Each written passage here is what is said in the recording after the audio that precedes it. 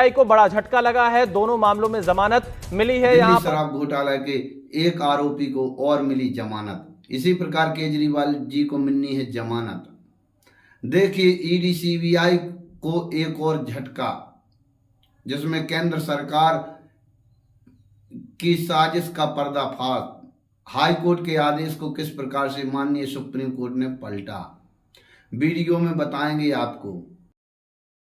मैं बसंत राय, हमारे YouTube channel व्यवस्था परिवर्तन क्रांति में आप सबका स्वागत है। जिस प्रकार से अरविंद केजरीवाल जी को सीबीआई गिरफ्तार किए है, इसका उल्टा दाव पड़ सकता है। इसकी आंच मोदी और अमित शाह जी दिल्ली शराब घोटाला है।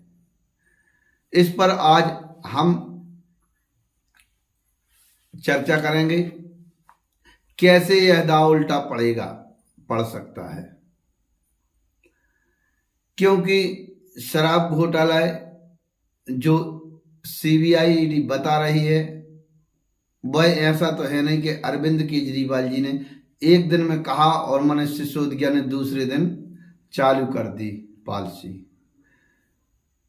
बताया जाता है कई बार पॉलिसी, जब दिल्ली में कोई कानून बनता है, दिल्ली में कोई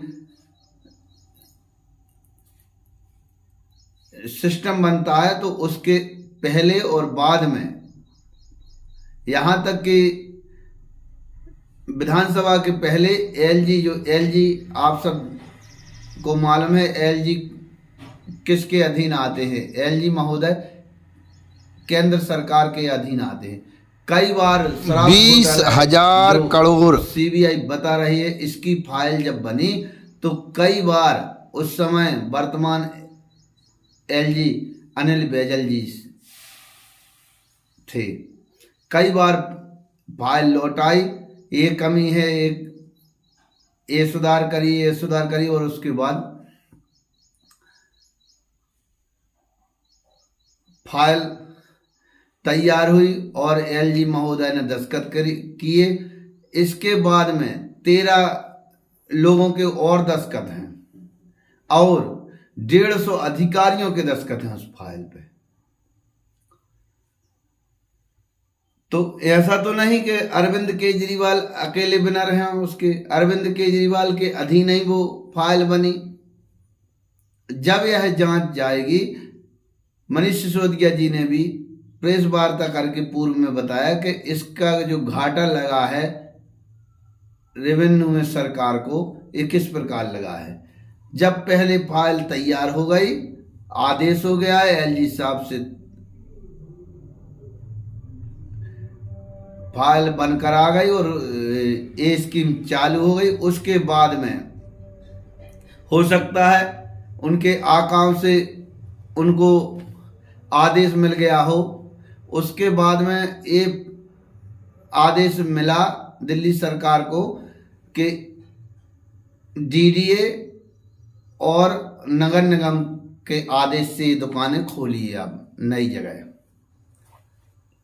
तो नई और पुरानी पॉलिसी में अंतर क्या था? जैसे मयूर विहार में एक मॉल है, उसमें 5 से 7 शराब दुकानें हैं और कई बार हैं।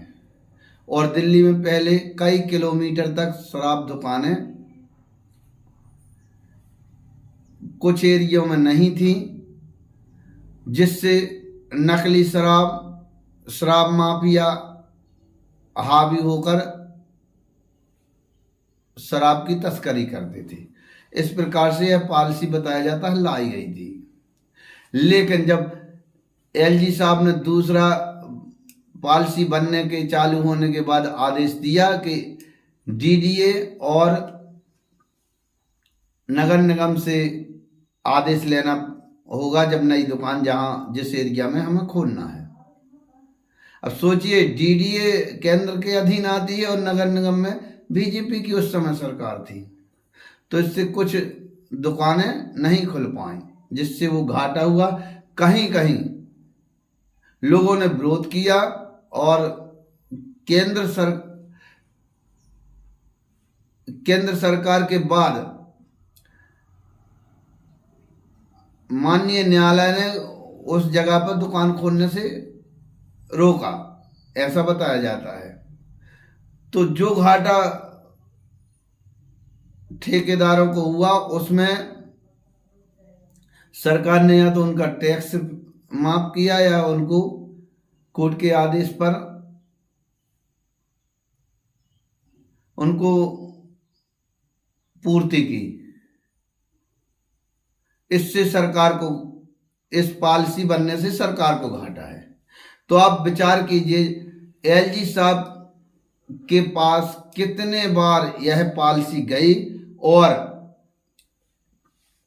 कितने बार लौट कर आई। इसके बाद में यदि यह पॉलिसी गलत है तो दिल्ली के एलजी और अधिकारी बच नहीं सकते। इसी प्रकार से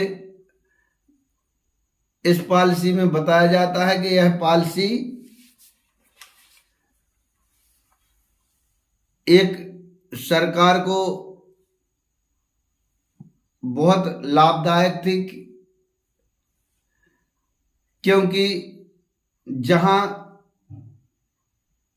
जिस एरिया में 20 किलोमीटर 10 किलोमीटर दिल्ली के आउट जो एरिया है, अनेक ग्राम हैं, वहां पर जो नकली शराब और तस्करी होती थी वह रोक लग गई। और दुकानें, जैसे एक मॉल में 10-10 दुकानें हैं, वह दुकान आवश्यकता अनुसार 1 या 2, और जहां दुकानें नहीं हैं वहां खोली जाएं। तो और यह पॉलिसी आने से जो प्राइवेट ठेकेदार थे उनके लिए उनने स्कीम लाई सरकार के ये कहा था कि एलजी के पास से कई बार फाइल लौटाई गई है और एलजी इस निर्णय की प्रक्रिया में शामिल हैं। एलजी कौन? अनिल बैजल। के तहत दिल्ली में शराब बहुत सस्ती हुई, और जैसे उदाहरण के लिए दिल्ली से लगे यूपी हरियाणा, वहां पर बीजेपी की सरकार, दिल्ली की शराब सस्ती होने के कारण यूपी और हरियाणा, बताया जाता है कि बॉर्डरों पर चेकिंग लगाना पड़ी हरियाणा यूपी की सरकारों को कि दिल्ली से कोई शराब तो नहीं ला रहा। इस प्रकार से विरोधियों ने यह भी देखा कि दिल्ली के लिए, दिल्ली सरकार को शराब से बहुत इनकम होगी और ये अच्छे काम और अच्छे से कर पाएंगे। यह सब होने के बाद यदि यह स्कीम गलत थी तो आगे बीजेपी के एलजी महोदय और 15 अधिकारी, जिन 15 लोगों ने जो दस्तखत किए और 150 अधिकारी बताए जाते हैं, इन सभी को दिक्कत बन सकती है। और किसी ने नाम ले दिया आका का, आप भी जानते हैं, तो क्या होगा। इसी प्रकार आपके लिए समझने की, हमारे लिए समझने की बात है। ये है बीआरएस नेता के कविता, जिन्हें लगभग 5 माह से बंद ईडी सीबीआई ने कर रखा था, लेकिन आज जब सुप्रीम कोर्ट में मामला चला, हाई कोर्ट से जमानत नहीं मिली थी, वह हाई कोर्ट के आदेश को माननीय सुप्रीम कोर्ट ने पलटा और जमानत दी।